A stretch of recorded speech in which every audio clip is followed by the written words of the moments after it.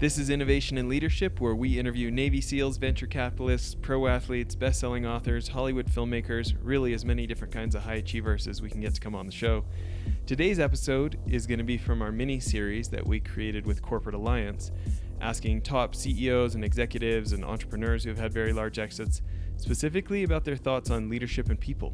Also, I want to talk to you about one of our show's sponsors. I met these guys back on episode 6. CEO Zach Smith was telling me all about starting a skateboard company and how much he hated doing the bookkeeping for a skateboard shop, and how he really got led to start this business, Bookly, that's a hybrid combining bookkeeping software and human services. And I'll tell you why I let him become a sponsor. It's because I use their service now. I don't love paying $50 an hour for bookkeepers to do stuff that I know software could do way, way cheaper. But I don't love bookkeeping at all. So I want a real live human who knows what they're talking about to help me with the stuff I don't understand. Probably the straw that broke the camel's back for me, though, the thing that put me over the top, was that they could do my taxes and payroll also. So totally suggest checking them out. Go to their website, bookly.co, and check out their flat rates. I've been super happy with them. So now on to today's episode.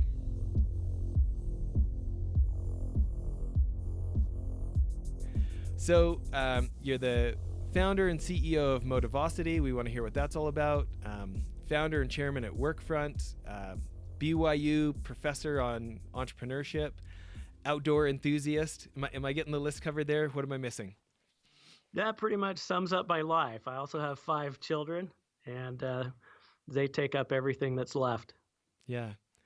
Well, a lot of folks will know Workfront, such a significant success story, and what you guys have built there. For folks who aren't as familiar with Motivosity, can you give us a bit of background on it? Absolutely. So our mission here at Motivosity is to make employees happier about being at work. And that is a topic that's really important to me. I found early on in my career that I actually care about making our time at work count for something, and to have it be a meaningful and positive aspect of our life. And I know that's not always the case. And really how things got started here at Motivosity was after stepping out of a CEO role at Workfront and staying on as chairman of the board. Some of my close associates within the company, I started to hear some things that they felt like maybe they weren't appreciated or didn't feel like what they did mattered anymore. And I know that wasn't the case. At the company, we had unlimited PTO, break rooms, game rooms, free soda, food, company activities, recognition going on. There was a lot invested in making sure that people felt like they mattered. And yet there were people who still felt like they didn't matter. And that was really troubling to me. And after having spent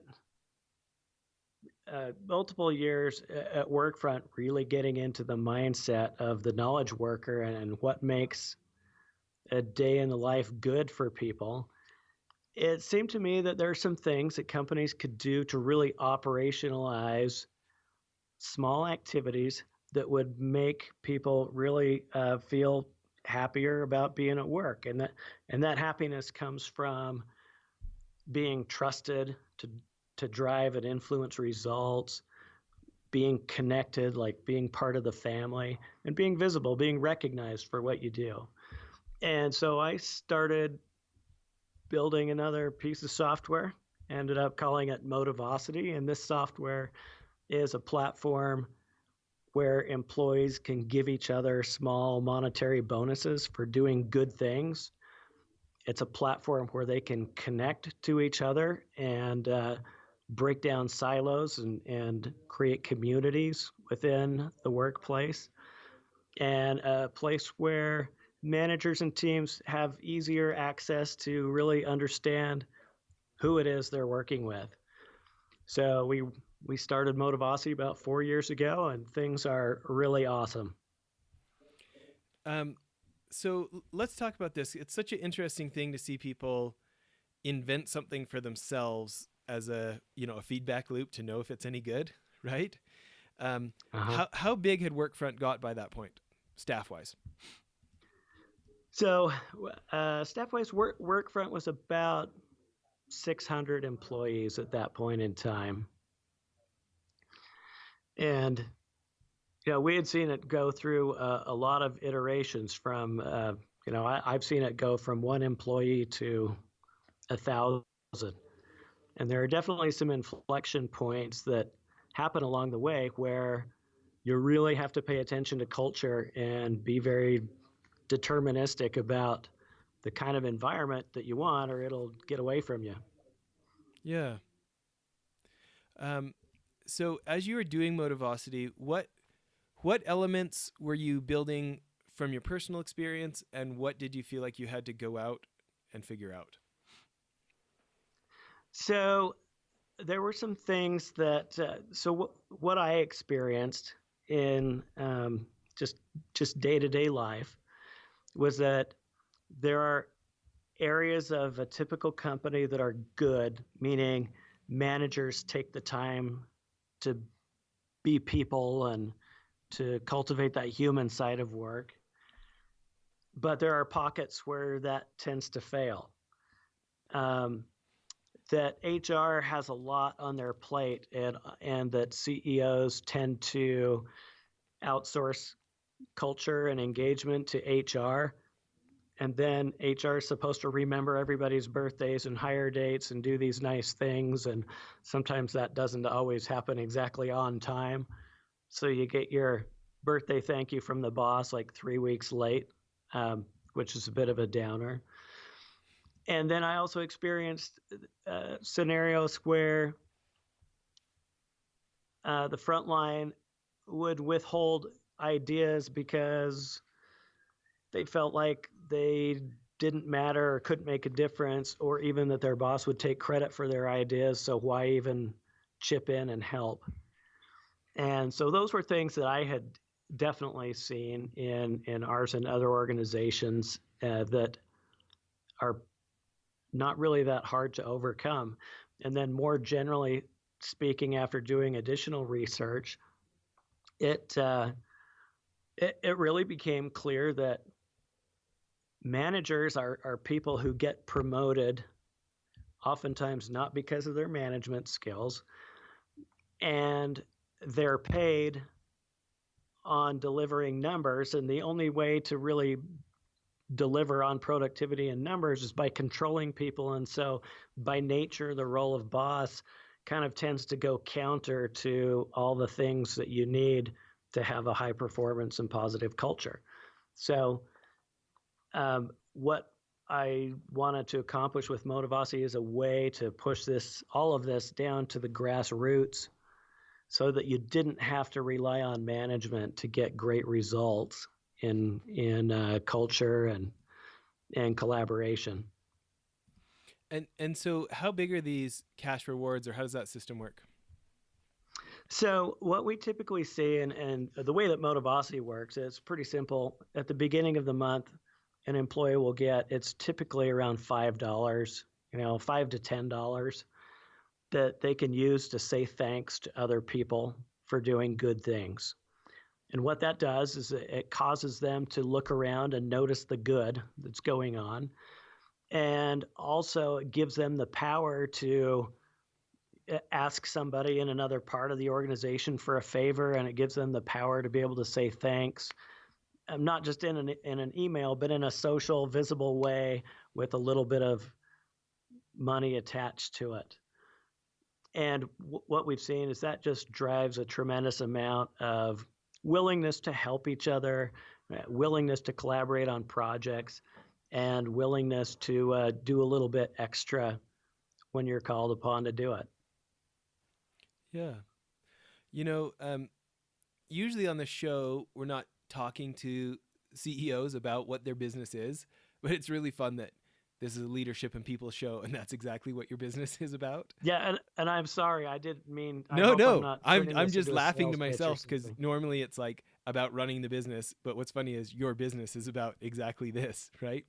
Yeah. So when you think about, well, before we got going, you mentioned that you'd seen some less than stellar examples in your earlier career. Can you tell about some of your experiences where maybe folks were missing the mark? Yeah, in fact, maybe, there's always a silver lining. So the silver lining in what I'm about to say is at one point, I came to the conclusion that my boss was so bad that there's no way I could do any worse on my own in business, and that I should just go and work for myself. And so that's the silver lining. But I had a boss that um, some of my favorite stories, let's see, there was a time where we were late on getting our paychecks. And somebody went into his office to ask about their paycheck, and he literally fired them over the PA. Oh, wow. Yeah, no, it was so. I had an environment where everyone was fearful of the boss. It was like you never knew what kind of mood the boss was in, and if he was in a bad mood and you happened to show up at his door, it could mean that your job was gone. And so that fear and uncertainty really taught me a lot about what I don't want to do and the impact that being a human has on people, not just at work, but in their personal lives, because he caused a lot of people a lot of stress personally. Yeah. What about on the other side? Are there folks in your life that you feel like set the example that you want to pursue? Yeah. I love to read.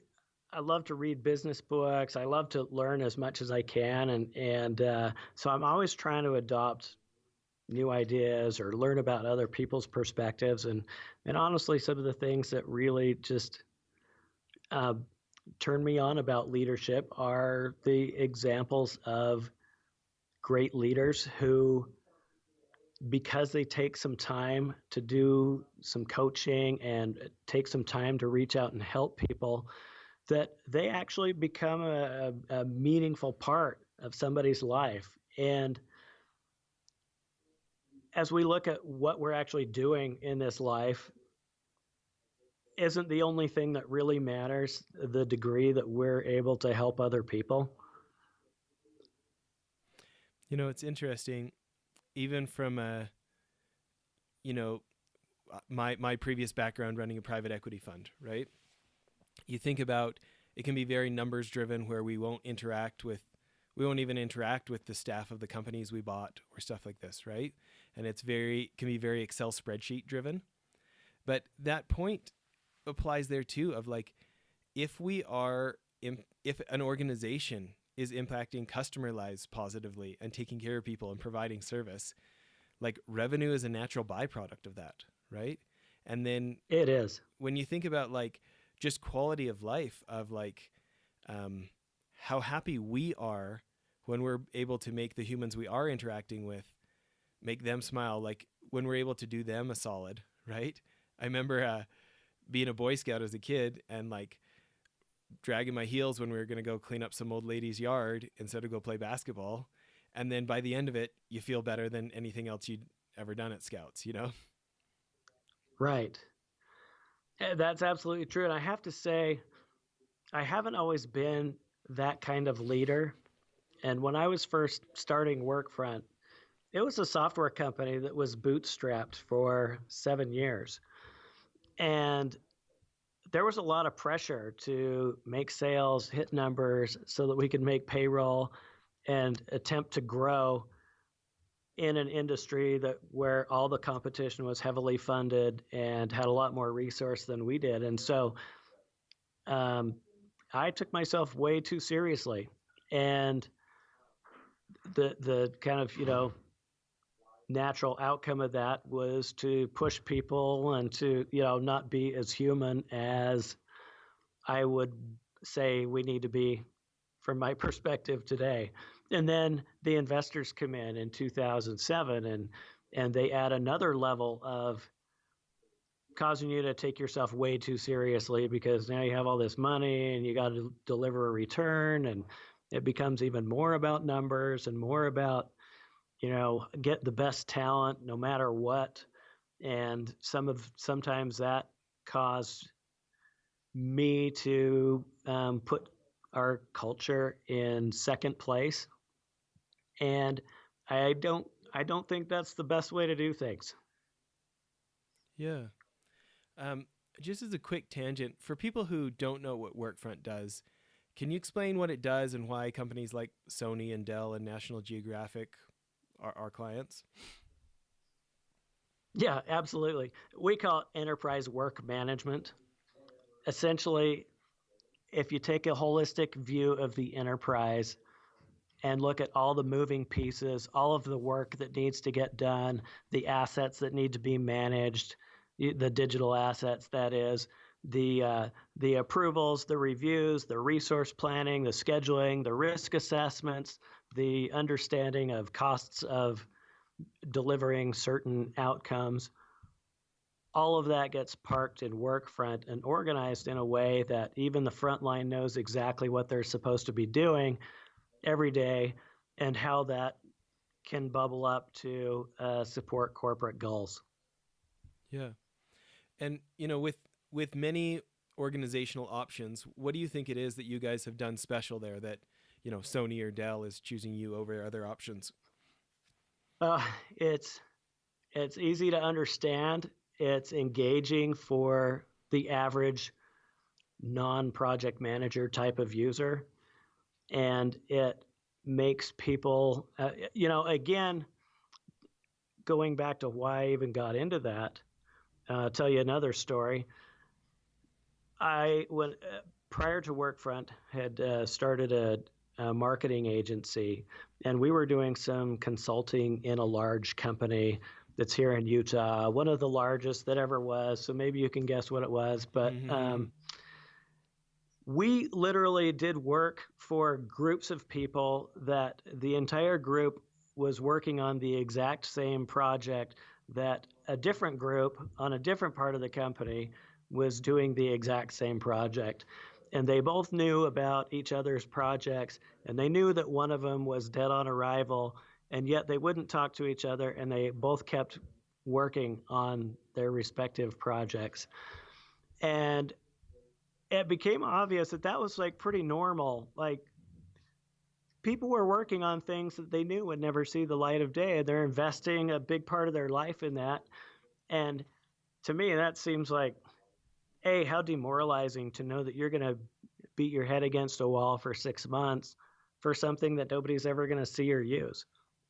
And so I wanted to help create a solution to this issue of enterprise waste and this lack of visibility and lack of kind of strategic placement of resources inside of companies. And so that's exactly what Workfront solves, and why companies like Sony and Apple and Google and Facebook and a bunch of other cool companies use. Yeah. Sorry for the tangent, but back to what you're saying of this taking yourself too serious. I feel like that's a trap I've certainly fallen into. Any advice for leaders today who maybe they've got a tinge of that, they recognize maybe I don't need to be quite like this, for changing habits and becoming different? One thing that helps me is to just periodically reflect on what's really important. If you peel back all the layers, it doesn't matter how big your company was.